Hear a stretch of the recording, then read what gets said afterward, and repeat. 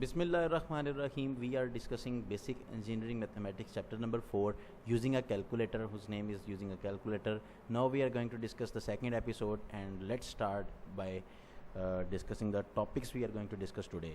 Today's topics are very simple, only one topic. We are just introducing a new function of the calculator, square function and cube functions.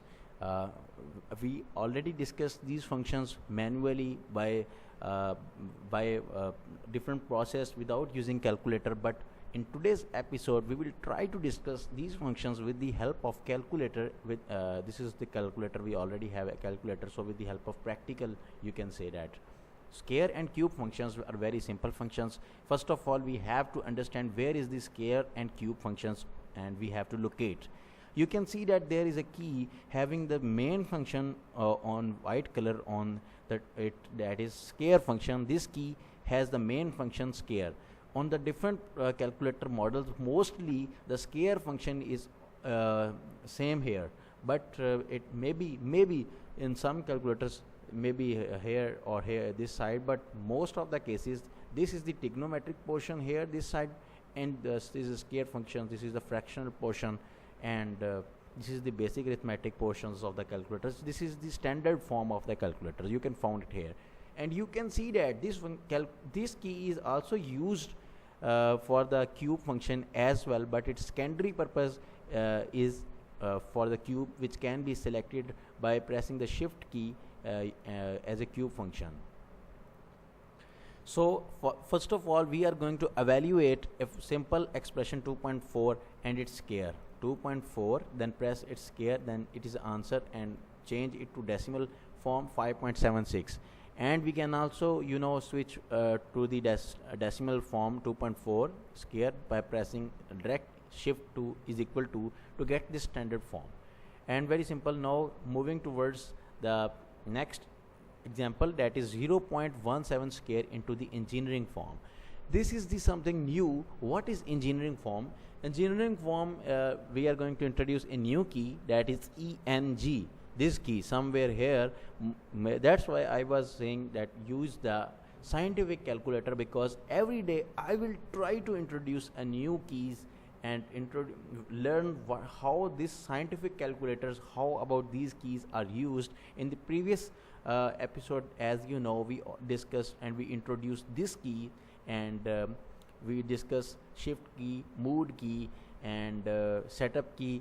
And in today's episode, we use square key, cube key, and we will also use this key as well. These are the basic keys, and these keys I already use, but logarithmic keys, trigonometric keys I will use in the later on chapters. So what is this function? Before this, I will try to solve this as simply just press 0.17, and we need a square, so this is the answer. Pressing shift, this is the answer, 0.0289. This function, as you know, ENG, engineering function, as its name indicates, that it is mostly used in engineering, but as my channel in Easy Learn is based on the engineering concepts, so we will introduce this as a engineering. So when take it as I am calculating a numerical, and this is the current I want to calculate, and the I is equal to 0.0289, and I want to show this current, or I want to use this current in terms of the milliampere. Then I need to spend at least 10 seconds or 5 seconds to perform this calculation in my mind or something. But just pressing this key, this will introduce in a simple interface 28.9 into 10 raised to power minus 3. It will jump the decimal into 3 places from right to left, and as you can see that this is 0.0289. Here we are moving this decimal 1, 2, 3 towards right side, from left side towards right side here, so that to make its power 10 raised to power minus 3. By pressing this key, we can go simply so that 10 raised to power minus 3 is milli. So we can say that 28.9 milli, as I was giving you an example of current. So we can say that easily 28.9 milliampere without handling, because this is a simple example. You are finding it very simple, but when we are talking about the something complexities, then this is very useful key. By pressing it again, we can also jump 3 steps further, and it will become 10 raised to power minus 6, or you can say that microamperes. And by pressing it once again, we can also handle nano as well, 10 raised to power minus 9, and this is the maximum function we can take it by using this. This is a very useful key. We will also discuss it later on. Okay, change this 348620 into engineering function. But you can see that by pressing engineering function here, it doesn't works, because it works only the answer. First of all, we need to press the is equals to, that is now as it will behave as the answer this side. Now we have to press this engineering function once. As you can also notice here one thing, that this is not in the form of 0 point something, this is above 1. The previous is a decimal expression that is below something 0 or a fractional portion. When we are talking about fractional portion, it will behave in milliampere, 10 raised to power minus 3, and the decimal moves from mostly by pressing the engineering key from left toward right. Here in this case, our this digit is already this is 348,620, and the decimal is at the end. You know, when there is no decimal, this means there is at the end there is a decimal. And because this is greater than 1, and we have to change this not directly into milliampere, we can mostly use these type of, because this is too much current, we are not going to represent this in milliamperes. This is very logical thing, that for example 3,48,000 amperes, if for example, if, then why we need to represent this in the form of milliampere? This is the bigger unit. We have to represent this in the form of kilo ampere, so that we can easily handle, because our purpose is to reduce the complexities.